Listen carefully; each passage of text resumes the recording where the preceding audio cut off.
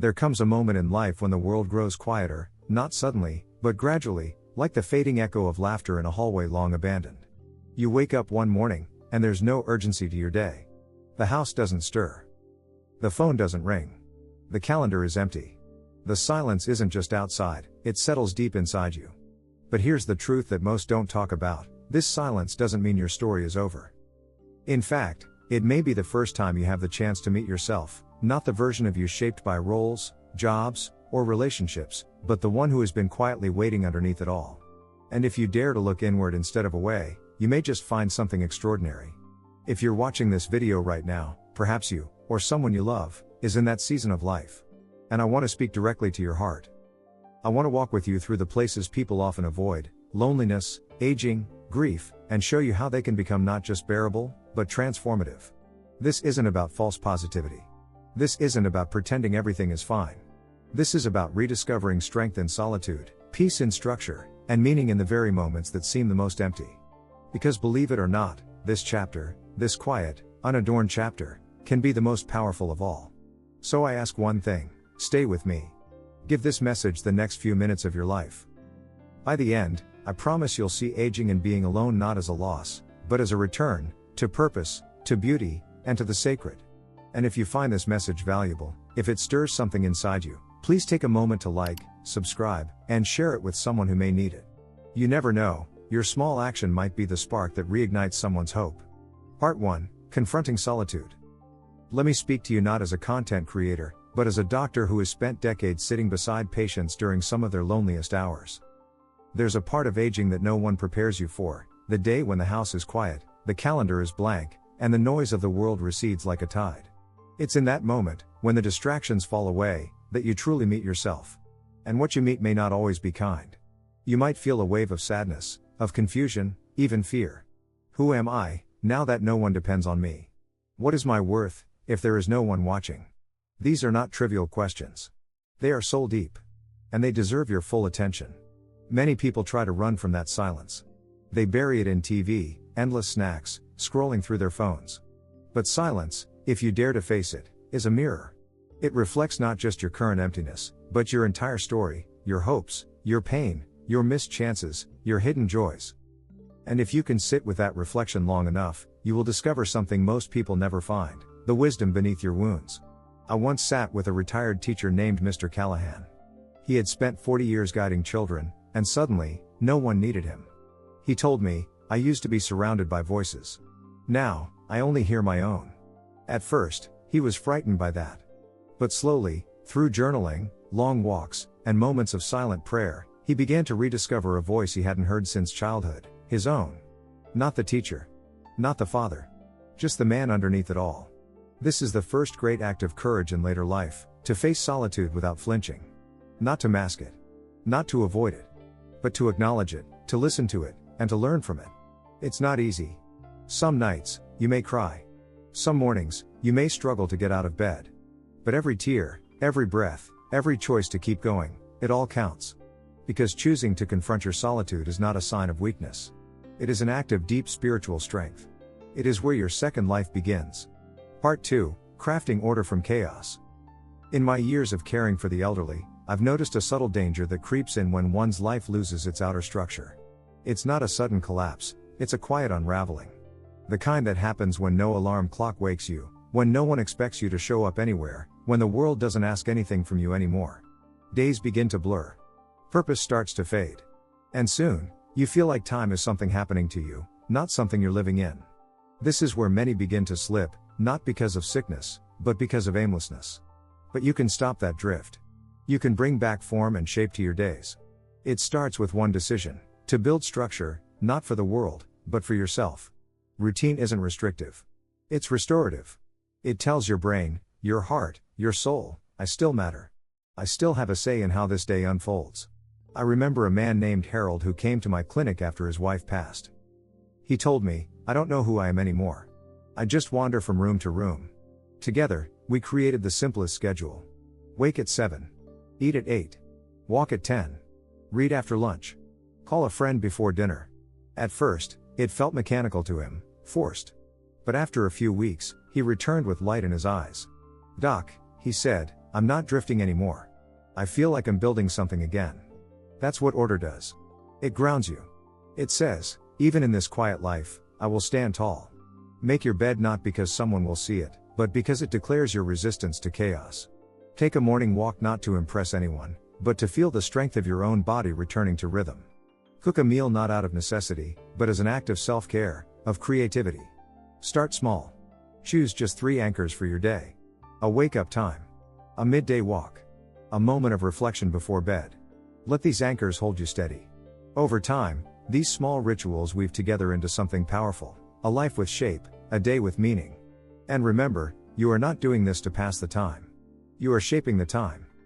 You are reclaiming your authority over the hours. Because when you build rhythm into your life, you don't just survive, you begin to rise again. Part 3, Reaching for the Sacred. There's a hunger inside every one of us that goes beyond food, beyond touch, beyond even love. It's a hunger for meaning, for something greater than ourselves. And when we grow older, when the noise fades and the crowds thin, that hunger becomes clearer, louder, harder to ignore. This is the time to reach for the sacred. And by sacred, I don't mean you need to go to church, or follow a religion, unless that speaks to you. What I mean is this: find something that makes you feel small and infinite at the same time. Something that reminds you that you are part of a story bigger than this moment, bigger than this house, bigger than your loneliness. For some, it's the quiet stillness of dawn. For others, it's the wind moving through the trees, the sky shifting color at dusk, the pages of a timeless book, or the swell of a symphony that brings tears without words. These are sacred because they lift you. They pull your heart upward. They remind you that your soul is not done. One of my former patients, a woman in her 80s, had lost her husband and her siblings. She told me, every day I light a candle and sit in silence for 10 minutes. I don't say anything. I don't pray with words. I just sit and remember that I'm still connected to something eternal. That small act kept her grounded. That was her sanctuary. You can find yours too. Maybe it's meditation. Maybe it's nature. Maybe it's poetry. Maybe it's simply sitting with your memories, not with sadness, but with reverence. The sacred doesn't have to be grand, it has to be real. Why is this so important? Because when life feels hollow, when days lose color, it's often because we've lost sight of the sacred. We forget to lift our eyes. We stop asking deeper questions. But if you build a habit, daily, even briefly, of reconnecting with something transcendent, it changes you. It brings peace. It reminds you that even in solitude, you are not alone. Don't let this stage of life be just about waiting. Let it be about awakening to the beauty, the mystery, and the sacredness that have always been there, patiently waiting for you to notice. Part 4, Service, the Healing Act. When loneliness creeps in, our natural instinct is to turn inward. To retreat. To protect what little energy we have left. But in doing so, we often shut the door on the very thing that could heal us: service. Serving others, especially in the smallest, quietest ways, isn't just about helping them. It's about healing yourself. In my years as a doctor, I've witnessed something beautiful: the transformation that happens when someone who feels invisible suddenly becomes someone who gives. A widowed man began volunteering to read to children at the library. A woman in her 70s started baking bread for her neighbors. Neither of them set out to change their lives, they simply responded to a quiet need around them. But in doing so, they rediscovered their place in the world. One of the most damaging lies we tell ourselves in solitude is, I have nothing left to give. But you do. Your story. Your wisdom. Your presence. Even your attention. These are gifts that cost nothing and mean everything. Start small. Write a letter to someone you haven't spoken to in a while. Check in on a neighbor. Volunteer an hour a week, online or in person. If mobility is limited, offer words of encouragement through messages or calls. Sometimes a warm voice is all someone else needs to feel seen. And here's what's remarkable: when you extend yourself, the world extends back. When you give, even in solitude, you create connection. You anchor your days in meaning. You turn your focus from inward pain to outward purpose. I knew a gentleman named Eli. He'd lost his wife and hadn't spoken to anyone for weeks. One day, his church asked for volunteers to call other seniors once a week. Reluctantly, Eli said yes. A month later, he told me, "Doc, I thought I was helping them, but they're the ones keeping me alive." Service reminds you that you are still needed. That your existence still matters. It restores a sense of dignity that loneliness tries to steal. And perhaps most importantly, service gives your pain a purpose. It transforms suffering into compassion. It lifts your sorrow and plants it in the soil of empathy, where something beautiful can grow. You don't have to save the world. Just show up for it, in whatever way you can. In doing so, you'll rediscover what loneliness tries to hide, that your life still holds value, and your heart still has something powerful left to give. Part 5, The Beauty That Sustains. When life quiets down, it's not just the noise of others that fades, it's the sensory richness of living itself. You begin to notice what's missing, the laughter of grandchildren, the shared joy of a holiday meal, the spontaneous phone call from a friend. But in the absence of those things, something else begins to whisper, beauty. Beauty is not about extravagance. It's not about perfect homes or expensive paintings. It's about what stirs your soul, what reminds you, wordlessly, that life is still worth marveling at. And in solitude, beauty becomes more than aesthetic. It becomes medicine. One of the most resilient women I've ever met was named Clara. She was 91, lived alone, and had arthritis that kept her mostly indoors. But every window in her apartment was framed with flowers. Her bookshelves were lined not just with books but with little treasures, a seashell from a long-forgotten trip, a candle from her daughter's wedding, a faded photo of her husband laughing. She told me, these aren't decorations. They're reminders. They remind me that my life has been full, and still is. Beauty, especially in aging, is not a luxury. It is a tether. It connects you to the world and to yourself. Find it. Create it. Curate it. Maybe it's the morning light pouring through your curtains. Maybe it's the feel of a warm cup in your hands. Maybe it's a piece of music that carries you somewhere you haven't been in years. You don't need a reason to light a candle, to read a poem aloud, to paint or knit or cook a beautiful meal. Do it because beauty nourishes what nothing else can, the soul. Beauty reminds you that you are still here, and that being here matters. Even the smallest expression of it, a bowl of fruit arranged on a table, a handwritten letter, a song played on an old radio, says something powerful. I am still alive. I still see. I still feel. And the remarkable thing is, beauty often multiplies when shared. You put flowers in your window, and a neighbor smiles. You hum a tune, and someone else remembers it. Your quiet expression of appreciation for the world becomes a spark that lights something in someone else. In a world that increasingly celebrates speed, performance, and perfection, aging gives you the chance to do something radically different, to slow down, to savor, to admire. Beauty invites you to do just that. It invites you to step out of fear and back into wonder. So fill your days with it, not because it will fix everything, but because it will soften the sharp edges of loneliness. It will add texture to the hours. It will remind you that even now, your presence adds something to this world. Beauty is not only what you see, it's what you notice. What you care about. What you protect. What you create. Let it be your companion. Let it be your teacher. Let it remind you, again and again, that life is still sacred, still unfolding, and still worthy of awe. Part 6, Gratitude, the final shift. If there is one practice that quietly but profoundly reshapes the experience of aging and solitude, it is gratitude. Not the kind you recite out of politeness, but the kind that arises from deep noticing, the kind that gently lifts the weight of sorrow and replaces it with clarity. Gratitude doesn't deny pain. It doesn't pretend that loss hasn't left an empty chair or that silence doesn't echo. What gratitude does is something far more courageous. It says, even here, even now, there is still something to cherish. I remember a man named Thomas. He had lost his wife, his mobility, and most of his friends. When I asked how he was holding on, he told me this: every night, before I sleep, I name 3 things I'm grateful for. Some nights it's big, like my son's visit. Other nights, it's the taste of warm tea or the sound of rain.